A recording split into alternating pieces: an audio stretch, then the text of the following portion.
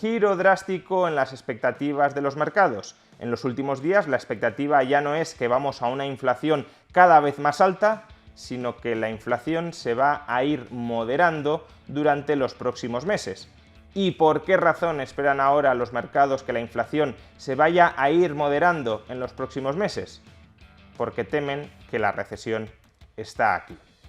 Veámoslo.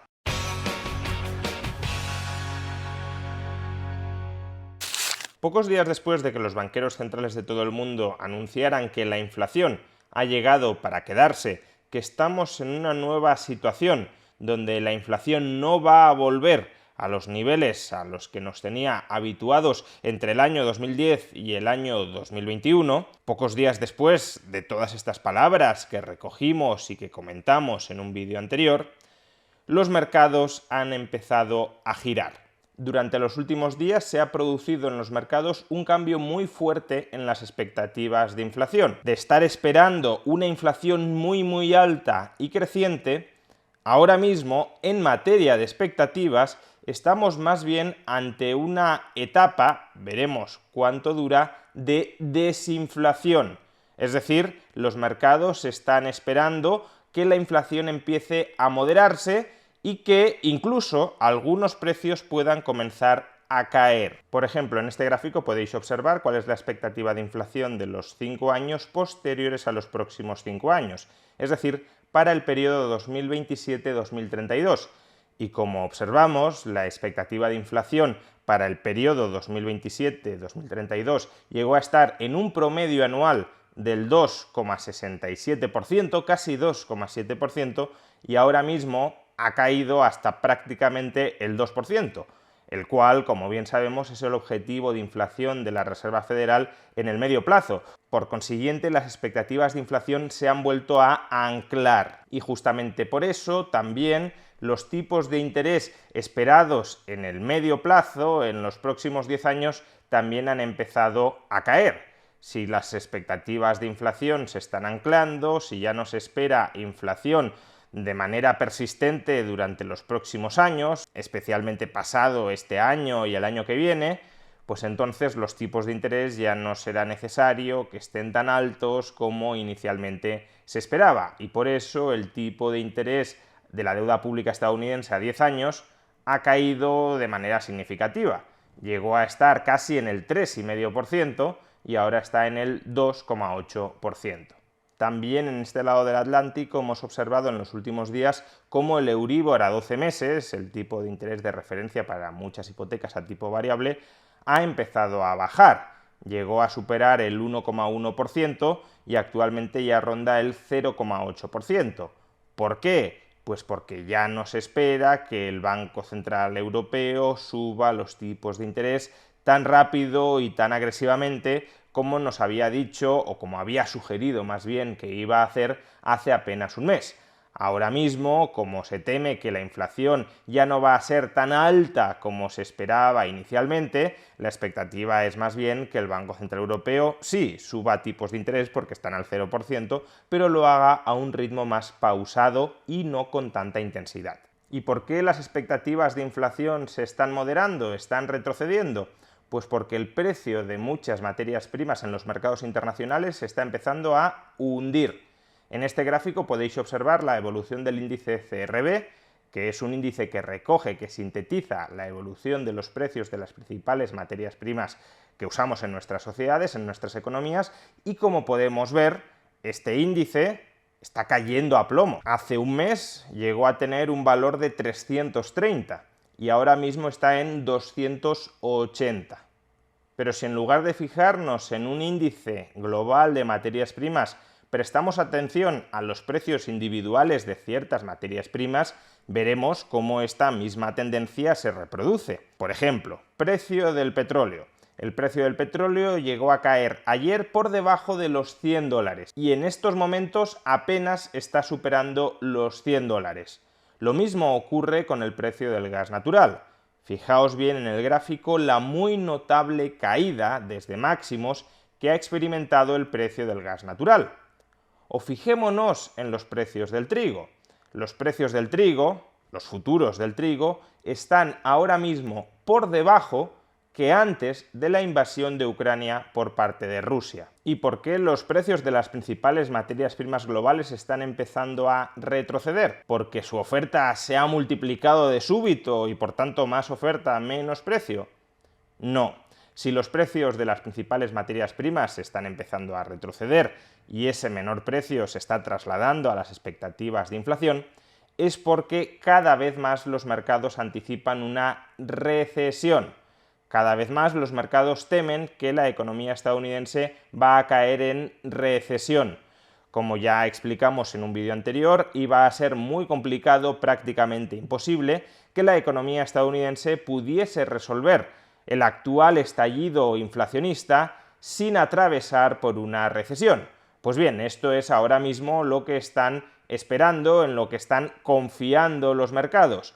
Se soluciona la inflación, pero a costa de una recesión. ¿Y por qué una recesión permitiría corregir, permitiría moderar, permitiría incluso solucionar el problema actual de muy alta inflación? Pues por dos motivos. Por un lado, una recesión provoca una contracción del gasto agregado. Cae el gasto en consumo, pero sobre todo cae el gasto en inversión. Si, como ya hemos explicado de manera recurrente en vídeos anteriores, la actual inflación se debe a un exceso de gasto en relación con la capacidad de la economía para producir bienes y servicios que abastezcan, que satisfagan ese nivel de gasto, pues obviamente si el nivel de gasto se contrae, ocurren los efectos opuestos. Si el nivel de gasto cae de manera significativa, en la economía puede empezar a haber capacidad ociosa, y esa capacidad ociosa se traslada en forma de menores precios. Pero además hay un segundo motivo por el cual, si viene una recesión, las tendencias inflacionistas se pueden moderar. Y es que durante las recesiones, tiempos de incertidumbre, los agentes económicos suelen buscar activos libres de riesgo de contraparte. Suelen refugiarse, por tanto, en la deuda pública de países solventes, como por ejemplo la deuda pública estadounidense, o suelen refugiarse también en las monedas de países solventes, de manera muy clara y significativa a escala global, el dólar. Y si los agentes económicos empiezan a atesorar, empiezan a guardar más dólares en lugar de gastarlos, en lugar de consumirlos o invertirlos, al margen de si existen o no oportunidades de inversión. Antes he mencionado que las oportunidades de gasto iban a caer y por tanto el gasto también se iba a reducir. Pero este fenómeno se da incluso aunque los agentes localicen oportunidades de inversión, encuentren bienes de consumo que querrían comprar, prefieren atesorar parte de sus ingresos en dólares antes que acometer, antes que ejecutar esos gastos.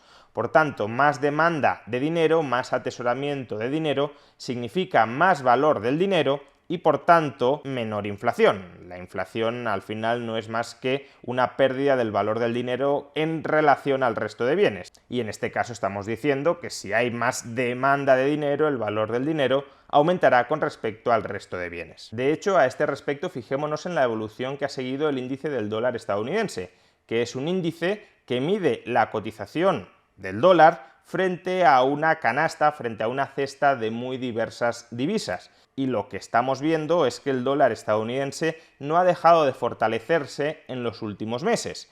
El dólar se suele fortalecer en tiempos de recesión. Cuando hay recesión, como he dicho, los agentes económicos suelen refugiarse en monedas fuertes, en monedas que les proporcionan confianza y de manera muy significativa a escala internacional el dólar. Por tanto, que el dólar se haya estado fortaleciendo podría ser un síntoma de recesión. Ahora bien, el dólar se ha estado fortaleciendo durante los últimos meses. ¿Cabe pensar que durante los últimos meses los mercados anticipaban recesión? No. El dólar se ha estado fortaleciendo durante los últimos meses por la expectativa de que la Reserva Federal iba a subir de manera muy agresiva los tipos de interés. Si los tipos de interés aumentan, obviamente también el valor del dólar tiende a incrementarse frente al resto de divisas que no aumenten los tipos de interés.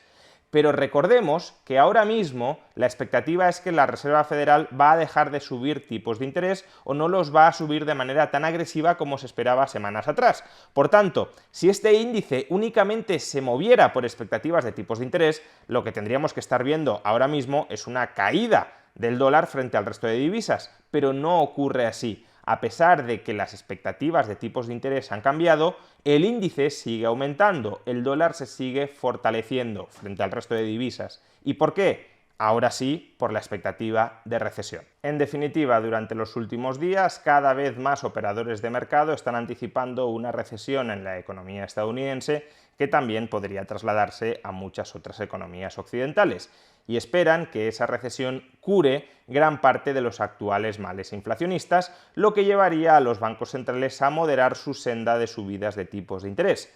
Esto es lo que ahora mismo está instalado en los mercados, es el sentimiento que ahora mismo está instalado en los mercados. Y desde luego, si viene una recesión, la inflación se va a moderar de manera muy significativa. Ahora bien, si al calor de la recesión los bancos centrales y los gobiernos vuelven a reinflar el gasto agregado de manera muy rápida para evitar que el PIB caiga, para evitar que el desempleo aumente, entonces podríamos volver a las andadas de la alta inflación. Y en este caso, además, con una pérdida de credibilidad importante por parte de los bancos centrales. Porque ahora mismo los bancos centrales han lanzado un mensaje muy rotundo a los mercados. Estamos dispuestos a pasar por una recesión si con ello acabamos con la inflación. Pero si al inicio de la recesión los bancos centrales cambian rápidamente de opinión y dicen ya no nos importa tanto luchar contra la inflación, lo que hay que priorizar es recuperar, regresar a la senda de crecimiento, entonces el mensaje de que están dispuestos a hacer cualquier cosa para luchar contra la inflación será un mensaje que habrá caído en balde. En tal caso, la inflación podría regresar y podría regresar con más fuerza, porque la fuerza de la credibilidad de los bancos centrales para combatirla ya no estaría ahí.